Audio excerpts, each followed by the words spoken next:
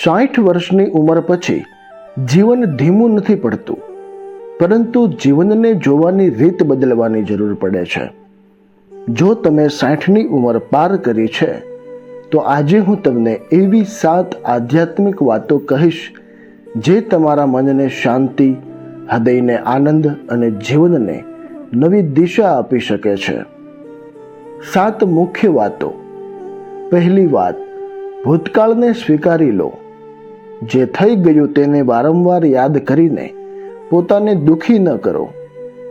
ભૂતકાળમાંથી શીખો, પરંતુ તેમાં જીવશો નહીં.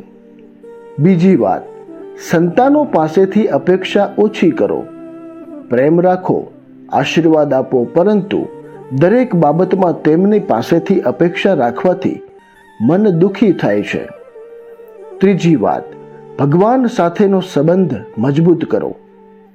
પૂજા માત્ર રીત નથી, ભગવાન સાથે વાત કરવી, પ્રાર્થના કરવી અને મનની ચિંતા તેમને સોંપવી. ચોથી વાત, શરીર કરતાં મનની સંભાળ લો. ઉંમર સાથે શરીરમાં ફેરફાર સ્વાભાવિક છે. મનને શાંત રાખવા માટે પ્રાર્થના, વાંચન, સંગીત અને સારા લોકોનો સંગ રાખો. પાંચમી વાત, માફ કરવાનું શીખો.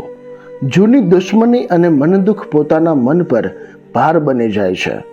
માફ કરવું એટલે સામેની વ્યક્તિને નહીં, પોતાને મુક્ત કરવું. છઠ્ઠી વાત, એકલા ન રહો, જોડાયેલા રહો. મિત્રો, પરિવાર, પાડોશીઓ અને સમાજ સાથે વાતચીત રાખો. સાથે સાથે થોડો સમય પોતાની અંદર પણ જુઓ. સાતમી વાત, મૃત્યુથી ડરવાને બદલે જીવનનો આનંદ લો. જીવનની અનિશ્ચિતતા સ્વીકારીને આજનો દિવસ ભગવાનની ભેટ તરીકે જીવો. 60 પછી આપણે દુનિયાને કંઈ સાબિત કરવાની જરૂર નથી.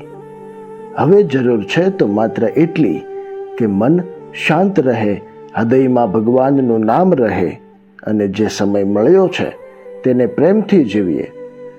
જે લોકો આપણા જીવનમાં આવ્યા તેમનો આભાર માનીએ અને જે લોકો આપણને દુઃખ આપી ગયા તેમને માફ કરી દઈએ. કારણ કે જીવન કેટલું લાંબુ છે એ આપણા હાથમાં નથી, પરંતુ બાકીનું જીવન કેટલી શાંતિથી જીવવું છે એ આપણા હાથમાં છે. જો આ 7 વાતોમાંથી એક પણ વાત તમારા હૃદયને સ્પર્શી હોય તો નીચે કમેન્ટમાં લખજો, હું શાંતિથી જીવન જીવીશ. અને આ વિડીયો તમારા કોઈ એવા પરિવારના સભ્યને મોકલજો જેને આજે આ વાત સાંભળવાની જરૂર છે.